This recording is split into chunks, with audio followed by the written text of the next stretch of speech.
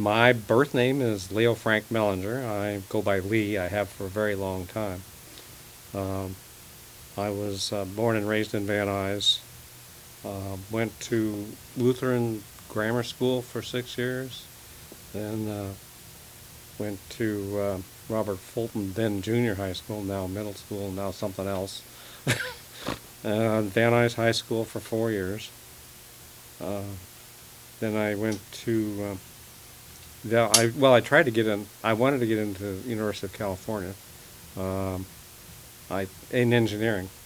I took the acceptance test. I passed everything, all the acceptance tests, but the engineering school had a separate exam. I took that, and they just counted down the scores until they reached their maximum and then cut it off. The maximum score, maximum score that year was 140, and I was 139. So I went to Valley College, which turned out to be a better thing actually, because it's way cheaper, even then, and did 2 years. But I was not doing well academically, and those were the days of the draft. Okay, and my numbers started coming around, and it was getting close enough. I had to start making up my mind. What did I do? I had a college. I could add a college deferment, but given my performance particularly my last semester at Valley College, I decided to join the military and get that over with. But the last thing I wanted to be was a ground pounder. So, Army or Marine Corps. I was too, how let's put this, I was too technically inclined. When I wound up taking the AFQT, the Armed Forces Qualifying Test, I scored 90 and above. So I pretty much had my choice. And I said, electronics, what else? So off I went. I do remember the trip down there. You always remember that. I enlisted, it turns out I didn't know this until fairly recently. The day I enlisted was the birthday of the Air Force, 18th of September. So it's easy to remember that. And we took a 2-day trip to San Antonio on the train. That was interesting by itself because I'd never been on a train, and certainly never that long. It was kind of interesting. There was 30 of us. Of course, they booked us in rooms, and in those days the rooms had connecting doors, so we just opened all the doors up. And Pick that up in a minute. okay, Tell us more about your family. okay. I have a brother, and I had two parents. My grandparents, I had, let's see, my father's father and mother, his father was from Kentucky, and his father was from Germany. My great grandmother on his side is Scott and Irish, and I've tracked them. I've done a fair amount of looking around, and I've tracked them back to Scotland and Ireland and a couple of places. I have found my great grandfather in, what's the name of it? I've forgotten the name of the town now, but it's in the Black Forest area of Germany. On my mother's side, they're both German. They came from the Berlin area. I've had less luck with them because their name was too common. And my brother's, Oh, I'm sorry. Go yeah, ahead. and my brother currently lives in Minnesota. He moved there about 25, 30 years ago. He got tired of it wasn't the climate. Trust me. But he got tired he didn't like the way California's laws went. He's a conservative kind of guy. And he changed his career. He went from a project manager at Teledyne to a financial advisor, got his MBA at Pepperdine, and became a certified financial advisor. And he's still living in Minnesota.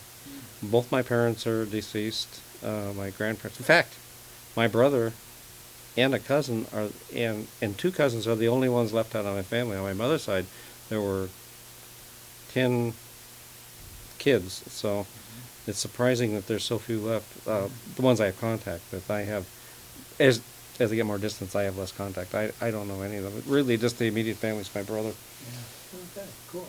Yeah. Let's pick it it up. Okay. Yeah. So, So you're in Lackland. oh yeah, wonderful Lackland. Yeah. We got there at 4:30 in the morning. The train opened the doors up and it was like walking into a wall. This is September, so Yeah, it was very hot and humid.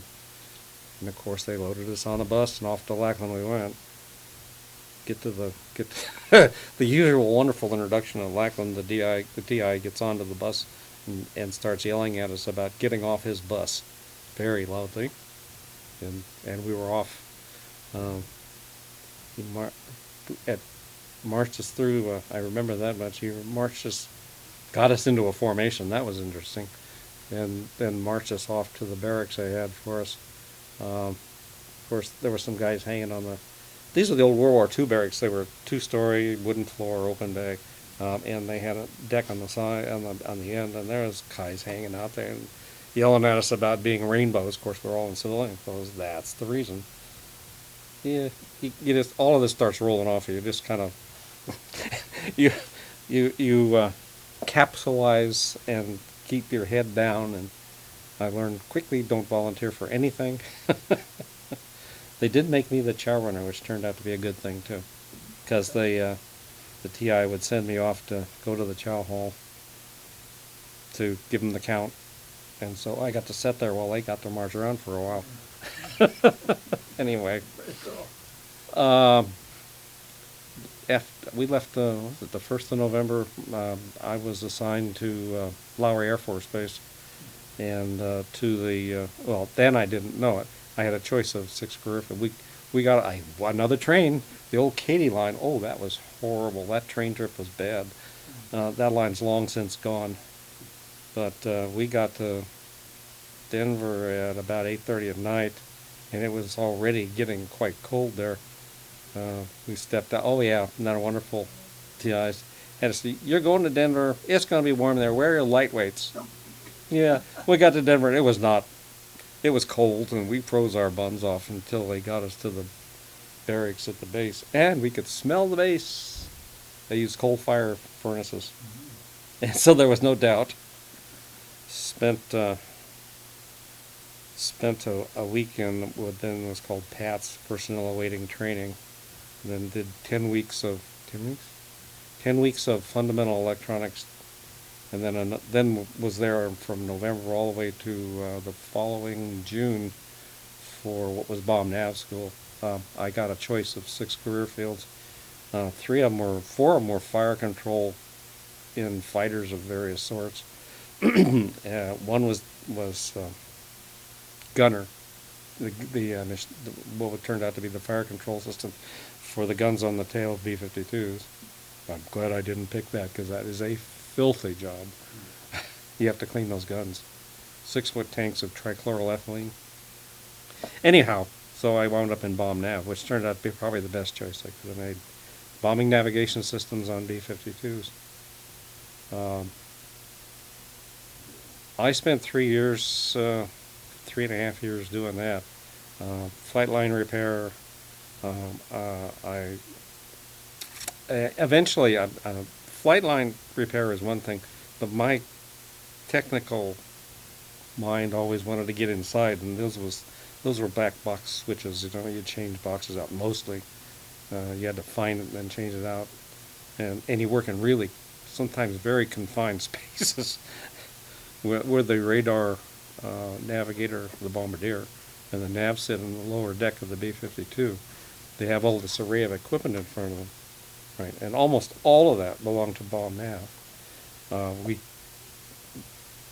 But you had to get behind it to get to some of the equipment, and you had a slot about that wide to get through, and then turn a corner, go back behind it, and you worked in a space maybe about that wide, pulling cables, or in one case the stabilizer was a 3-axis gyro stabilizer. This big piece of equipment, just probably 2 feet in diameter, 2.5 high. And there were three gyros, high-speed gyros in there. That whole thing was so big it had an access panel on the bottom of the B-52. Thank God we didn't have to change. We only changed 2 of those when I was there. They were a pain.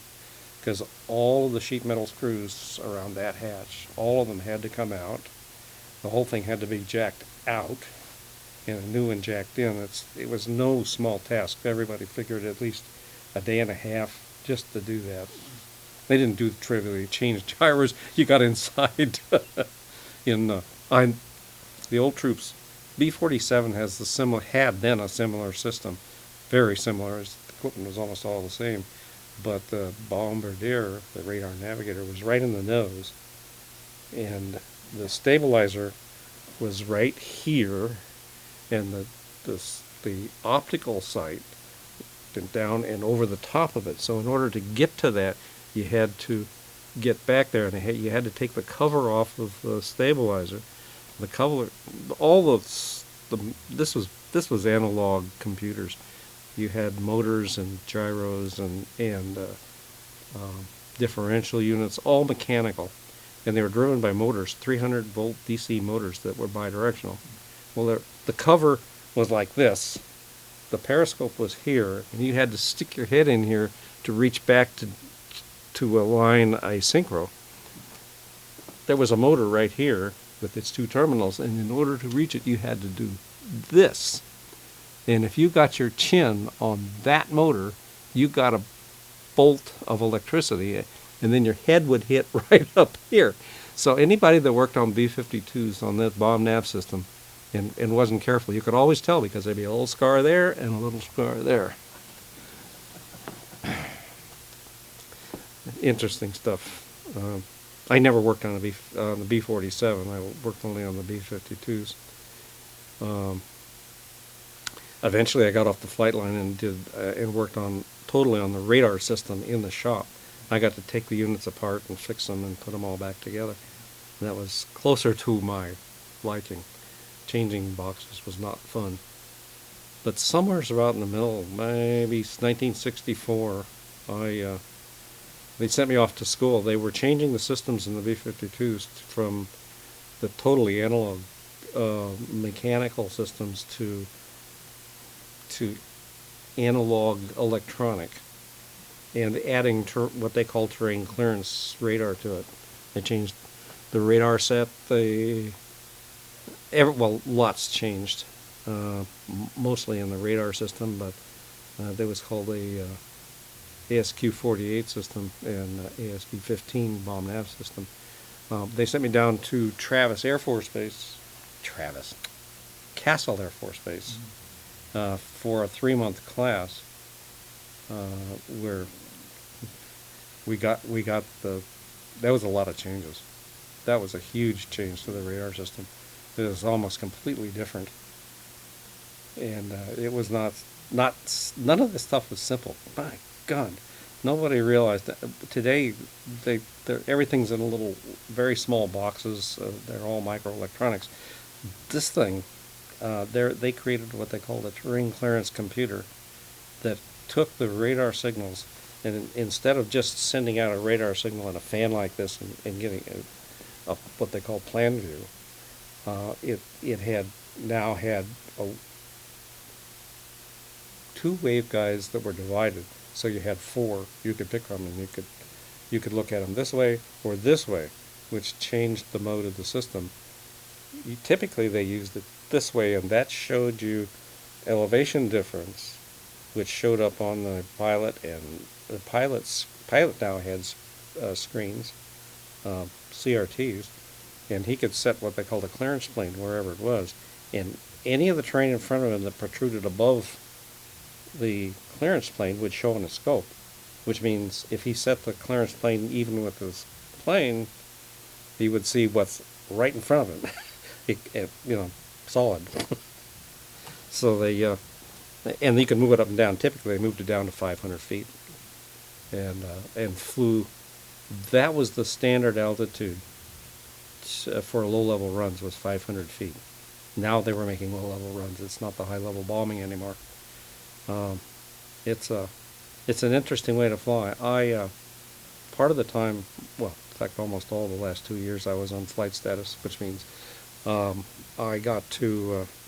had to ride the plane's flights 4 hours a month to collect my money. But any time there was a problem with the planes or something that couldn't be duplicated on the ground, or they wanted me to check it, I flew those flights. Those were not flying a B-52 is not like riding in an airliner. Everything is hard. There's very little padding. You have one seat between the radar navigator and the navigator. There is a seat off to the side and behind it for a spare crewman. There's another one upstairs. There's actually two upstairs on those planes. One was the instructor pilot seat, which sat between the pilot and co-pilot and back of it, and another one which is just basically sitting on flat metal plates and seat belts and oxygen. Typically, when I was on those flights, I was the only one there that was superfluous from the crew. So I pretty much got my choice of where I wanted to sit, and frequently sat in the IP seat, because that's fun. Unless we're making a bombing run, and then I'd be downstairs watching our stuff work.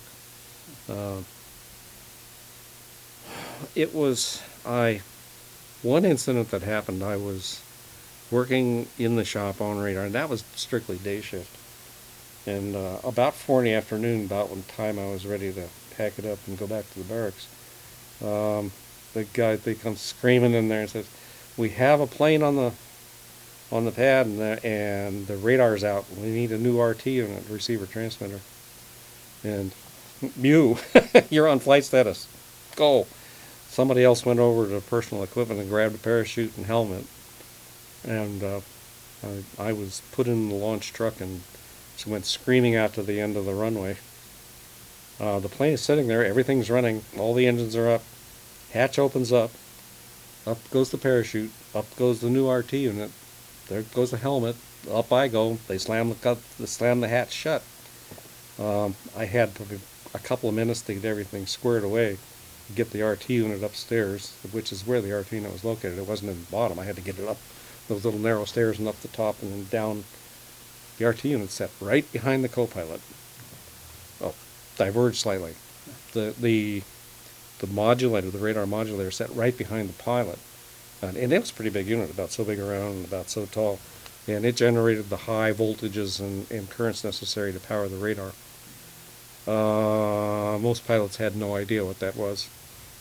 We had orientations where the crews would come into the shop at the mock-up, and everything's out and exposed. There's a cage, the modulator's there with the cage over it, because there's these giant high-voltage hammers that switched voltage and current. And every time you did that, it would draw a current off of it and snap. I always make sure to get the pilots close to the modulator if I could, and then change it, and they go, crack! And that's the reaction you get. I said, "What's that? And where is it?" I said, "That's the modulator, and it's right behind your seat."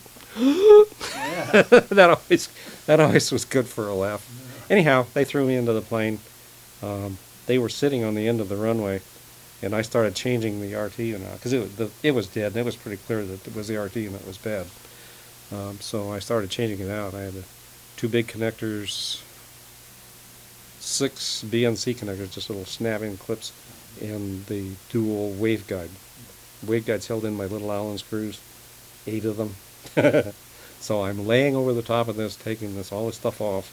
I get it off. I don't know how long they sat there. I have no clue because I was in a hurry.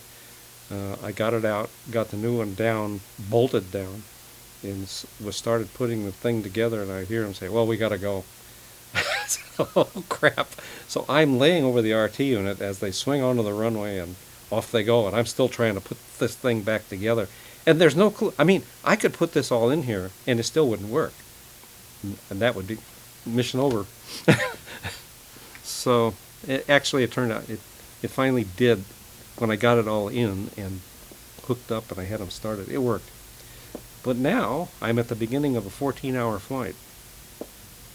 I was going back to the barracks, eat and watch TV and go to bed. This wasn't happening.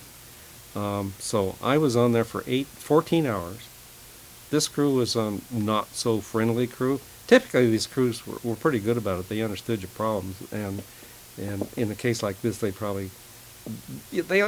guys all got these little box lunches. They're just sandwiches and cigarettes then, and packages of other stuff. And typically they'd share some of it with you.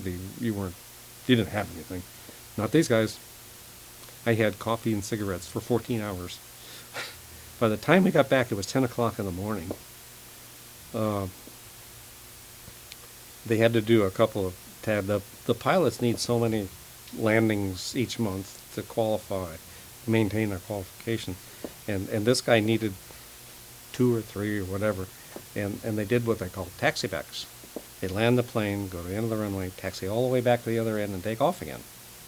I'm on the plane. I'm quite superfluous at this point, and as you come back, the taxi back go right by base ops. And I asked them if they could just let me open the hatch and get out. Nope. I was on there for all 3 or 4 taxi backs. God.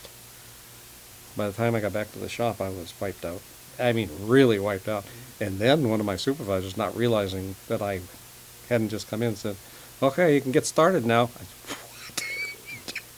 I let him know. I'm already, what would that be, 24, 30 hours. That was the end of that. I was really wiped. That was the worst trip I ever had. But B-52s are not fun either. There's no soundproofing of any kind. Yeah. You wear the helmets to keep your sanity, but the helmets get heavy. They're not that heavy, but man, after all that time, they really are uncomfortable.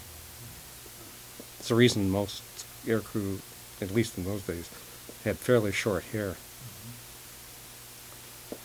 Anyhow, this is the time I was in SAC, Strategic Air Command, which I still consider today the best command the Air Force ever had. It was the big tip at the end of a very large spear, and it had no equivalent in the world. But yeah, well, promotions in the Air Force those days were not good. You were lucky if you made Airman First Class at the end of 4 years, and they dangle Staff Sergeant if you would re-enlist. When in fact, before and after that period, Staff Sergeant was fairly common to make in 4 years. Not when I was there. But I was Airman First Class. Here's where that extra 2 years counts. The Air Force changed that designation from Airman First Class to Sergeant, typically called Buck Sergeant. And so I'm either Airman First Class or Buck Sergeant, depending on what period of time you're talking about. They later they changed it back and made it Senior Airman. Yeah, it means, so now it's Airman Basic, Airman Second Class, Airman First Class, and Senior Airman. The Air Force is terrible with that stuff. I mean, they're great at so many things, but they're bad at it. And uniforms. They've gone from okay uniforms to really, I consider the current uniforms inadequate. I'll be nice. Okay. They look like suits, for the most part. I had a few, there were some things that were actually kind of interesting and sometimes actually nice. Like one of them, it was both nice and not. I rarely wore the blues uniform for the Class A uniform because I worked. I didn't, the uniform, I didn't even wear the Class Bs very much, 15, then 505s. But twice when I was there, they had a parade, and we got drug into it, so we had to march on a parade. That was interesting, but it was interesting being in it, to see the whole thing. One of them was change of command. That was what it was. We got a new commanding officer for the wing, but the whole thing was, they coached us, because none of us. The Air Force is not a spick and span marching service, so we got coached on exactly what to do and when, right? For all of it. That was interesting. Did you ever do any TDYs anywhere? One just for the the school at Castle. That was but no, SAC is was a pretty fixed in place kind of thing unless something happened. Actually, when I got out, yeah, right after I separated, about 2 months, Vietnam was becoming very active. Actually, the Vietnam thing impacted our wing maybe 18 months earlier. We had a squadron of KC-135s, and they started doing missions in Vietnam before anybody ever knew about it for quite some time.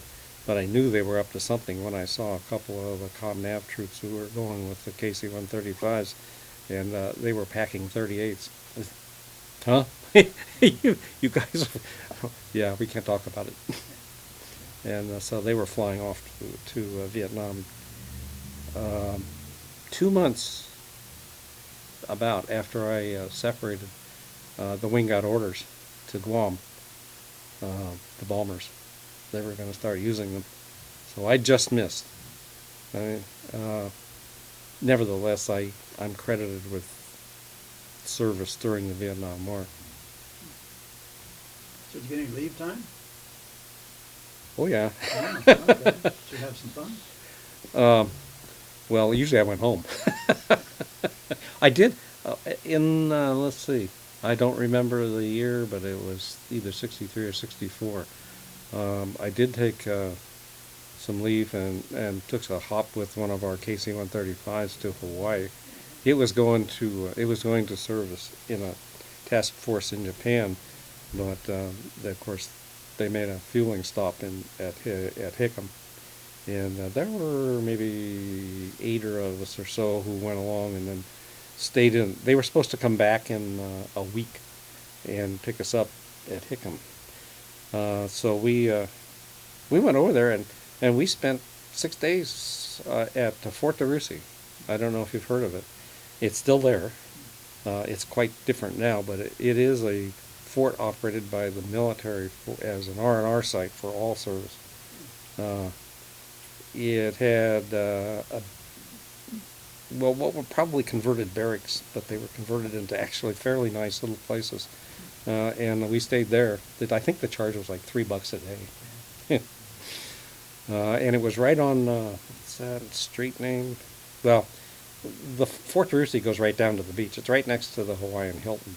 And it has about, I don't know, 300 feet of beachfront, maybe more. And there's a fort there with old cannon emplacements. Yeah, we went all around the Waikiki area. And we got back one day. It was 6 days in. We were supposed to leave, we thought, the next day. And the guy's there screaming at us. He says, "It came back early! The plane was back early! Jam your stuff in the bag and get the hell in the car." Because the pilot they were already fueling, and they're trying to round up the people that had gotten off because they knew they'd be stuck. Actually, it would have been, had to try to catch a flight somewhere after that, and that would have been probably to Travis, and then somehow get a flight from Travis to Fairchild, which is very unlikely. Anyhow, so they jammed us all in this car, and off we went. It turns out the pilot decided that, what was it he said? Well, he had a problem with the plane. A problem with the plane, and they had to go out and look at it, and they still hadn't arrived. So somebody got customs out, and they wanted to check everybody's baggage for contraband.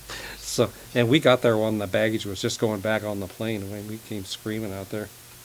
That was close. That was an interesting ride too, because being a tanker, and not refueling, the refueler's position was a vacant. You could go back there, and that had a spectacular view because the bottom of the plane had the windows. Actually, the whole thing came up, and the arm went down. But that was just a spectacular view when you're over land, over water. Yeah. That was fun. Actually, that was a fun time. most of the time when I was on leave, I'd come home because I hadn't been home for sometimes more than a year. So I did one time. I drove. The hell was it? It was in winter, and I drove. Well, okay, when I had I was on another TDY. I forgot about that. I went to a 1 month instrument school at Lowry, and in those days you could travel in your own vehicle, but you had to make it in the same time as common carrier. Now, this was in either end of December or early January, and the morning I was supposed to leave, it was snowing like hell. It was coming down in just buckets, and I fired it up 6 a.m. off the base and down the road. It was really heavy going. 395 south from Spokane is 395, 95 or something like that, 97. Anyway, that's a combined run. It runs down to past the Tri-Cities area in Washington, Pasco, forgot the rest of them. Anyway, so I drive down there, but this is a 2-lane U.S. highway. The snow is already. I've got a Corvair that I had bought. It has a metal pan for floor, and the snow. I could only tell I was on the road because there were trees on either side, but it was completely white with snow.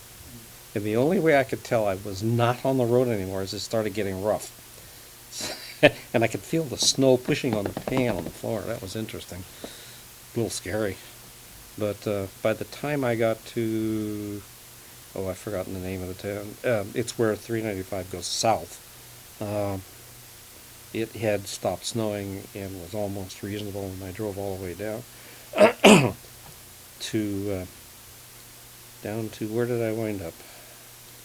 That was in Oregon, and then was taking the road across, and I've forgotten the number of the road. It might have been 80. But I made the turn down there and drove that road until it got close to the Rockies. I stopped at a restaurant, filled my thermos up with coffee, and got out, and I saw Oregon Patrol there and drove on out and went up the hill. It turns out I was the last car through.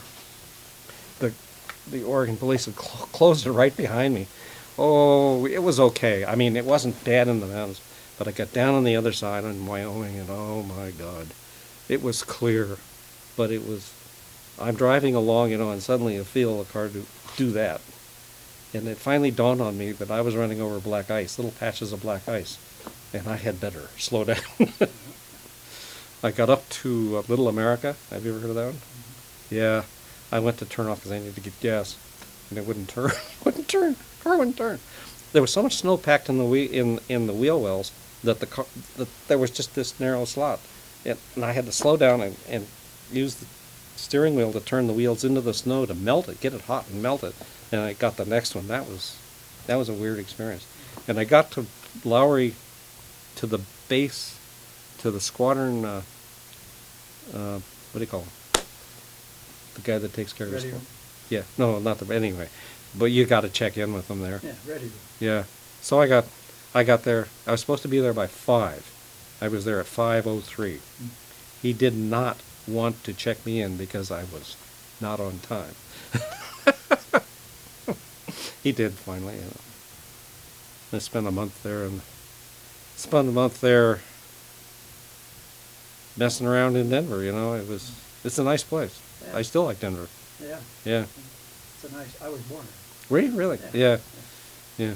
Most of the places we used to hang out there are all gone now. Yeah. Oh, I know they are. So I'm on a Facebook page for Bomb Nav, and they all went through there. So, well, actually, I was there. We went on a vacation, and this is like 10 years ago or so, maybe. And I went back to Lowry and took a look. And the only thing remaining are one of the big hangars, which is now home to the Air Museum, and a B-52 out in front of it. It wasn't one I worked on, but the one at the Academy, the Air Force Academy, the one they have on pedestals there, I had worked on it in the past. Anyway, and the old headquarters building is still there. And the building where they taught the bomb nav systems, it's a Quonset hut-shaped building, and that building is still there. I couldn't believe it. Holy cow. Yeah, I got out, after I got out, I went to, well, I was an electronics technician. So I started back to school. I went to Valley College for, well, from 65 to 73, I believe. Yeah, and picked up all the requirements. I actually changed majors. I had been an engineering major, but I couldn't get the engineering classes, and I wanted computer science then. That was my thing. And they didn't have it, so I wound up getting the requirements for the business school at Northridge, because they had then, I've forgotten what they call, quantitative methods, which really is where they put all the computers. And transferred out of Valley College to Northridge, and eventually, part-time, got my bachelor's degree, and a few months later went back for the master's degree and got a master's in computer science, which had then been, they finally had a computer science school, so I went there and got my master's. And in the meantime, I'd worked at, well, I went to work for IBM. IBM had me in for an interview, and NCR in those days, National Cash Register, had a facility down in, in Hawthorne. I wound up going to NCR. IBM was just starch all the way, and what they wanted me to do was work on an old System Development Corporation Sage computer, which was all vacuum tubes. 20,000 vacuum tubes in each half, and they worked. One worked 24 hours, and then they switched to the other one, because this one had to go through PMs, and you had to start winnowing out tubes going bad. And that was your job, doing margin tests and pulling vacuum tubes. It wasn't anything I was interested in. So I went to work for NCR, and they were building then second-generation computers going to third generation. And that's when I really got into digital computing. Worked for them until they decided they moved south to Rancho Bernardo. They bought the entire top of the hill down. I think they still own it. What remains, that's another long story. NCR, AT&T in fact, eventually bought NCR in a 2-year fight. And 4 years later, AT&T split them off because they didn't know how to run it. Yeah. And so they're an independent corporation again. Anyway, so Control Data Corporation, CDC, took over that facility, and we manufactured disk drives there for quite a while. Yeah. I did 9 months of Control Data. Oh, did you really? Yeah. Yeah. Learning to do little things on computers because I couldn't get anything in school. Yeah, well, they had, CDC had, Cal State Northridge had two of the 7600 or whatever out there. Anyhow, but they decided to they were going to close that division, and so I got laid off actually from CDC, but I was already, they beat me to it because I was ready to quit. I knew that this was going to be a bad thing. And I was looking around, and I always wanted to get into the space business and systems, whatever, and I wound up interviewing with Ford Aeronutronic, who had the Deep Space Network contract. And I went to work for them. 18 months later, JPL offered me a position with them instead of being a contractor, and I was with them for 30 years in a number of projects. I worked in the DSN, the Deep Space Network, for 10 years on a whole lot of projects. Then went back to, well, then JPL decided they wanted to contract out a lot of the DSN, so they expected all these people that were working in the DSN for the contractor, I'm sorry, for JPL to go over to the contractor. It's exactly, they got exactly 100 of them. Everybody else found other jobs in JPL. So, and I started working there. I worked on, the first, was, Mars Lure.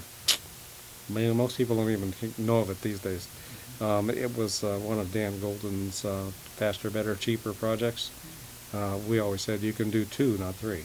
Pick 2, but he tried they tried it, and they used an RCA weather satellite that used the bus for and converted it to Mars Observer, which was intended to go into orbit around Mars.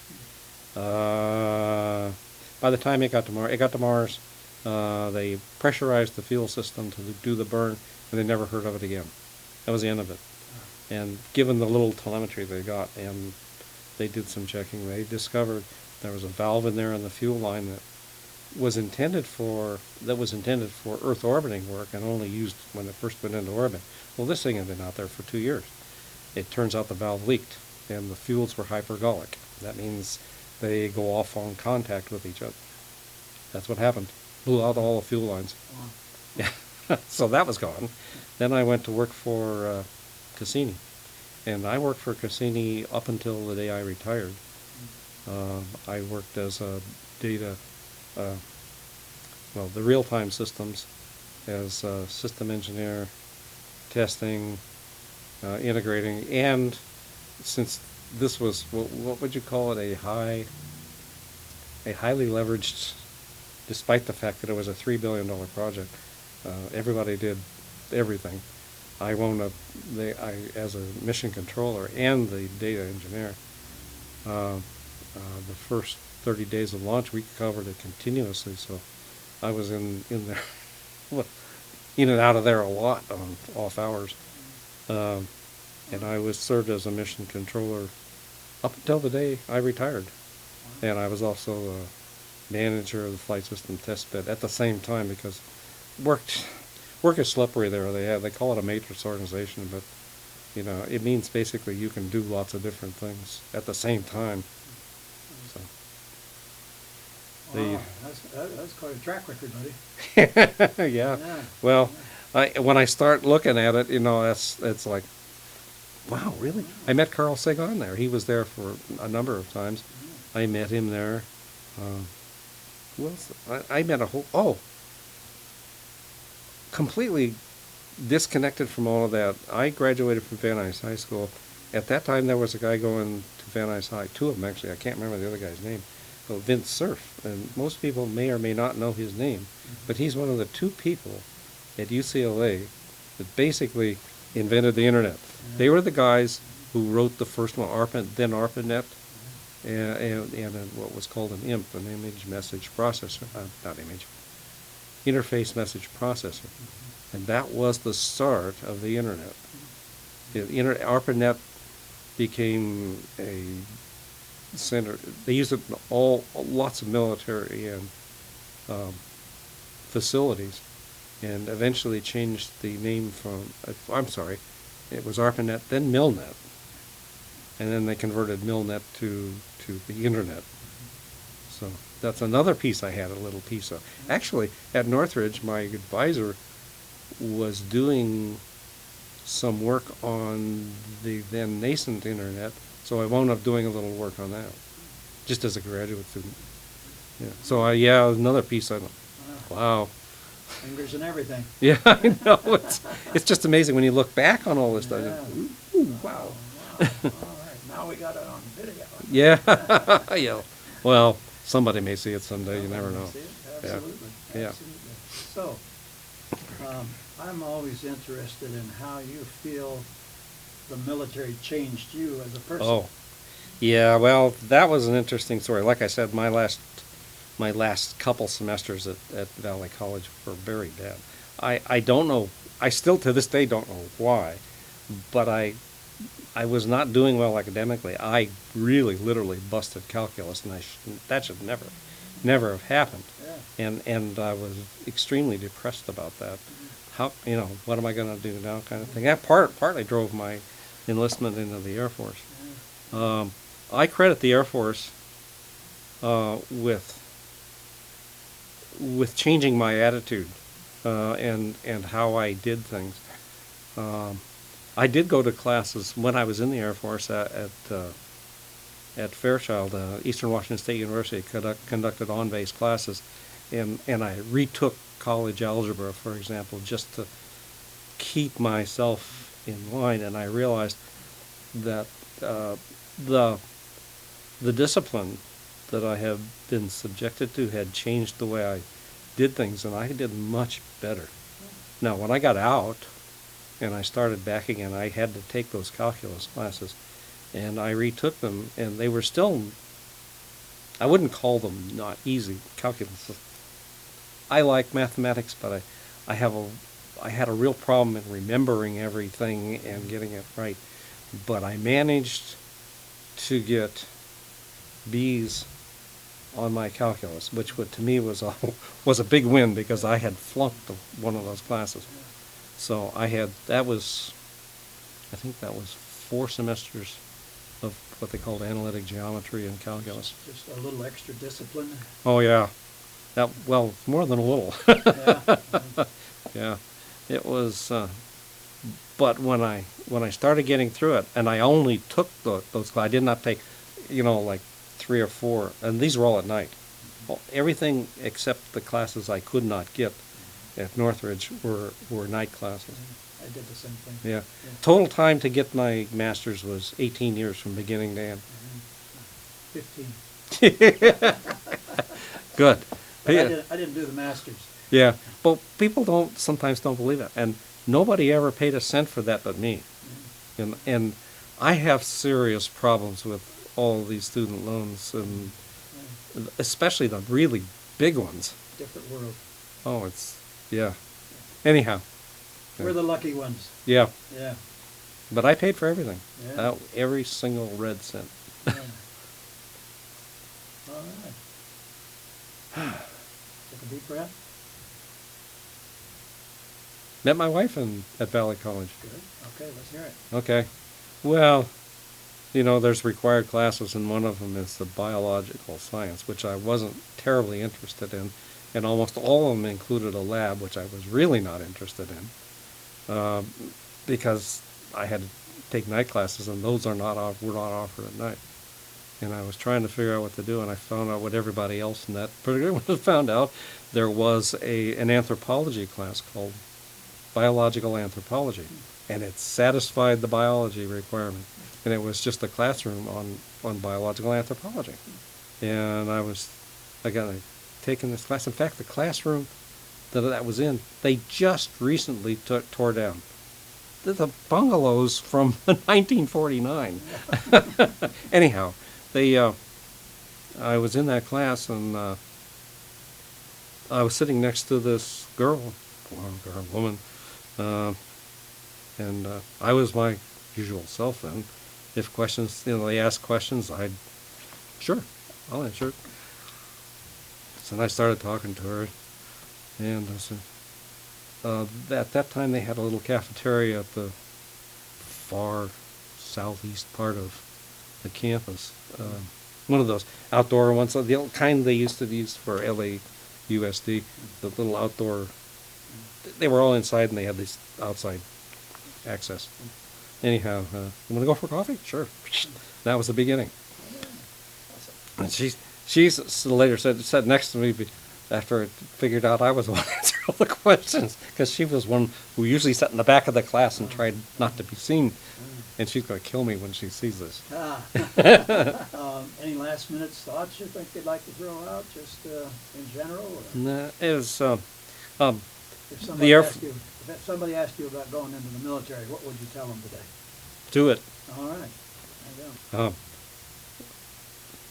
The Air Force was a good thing in my life.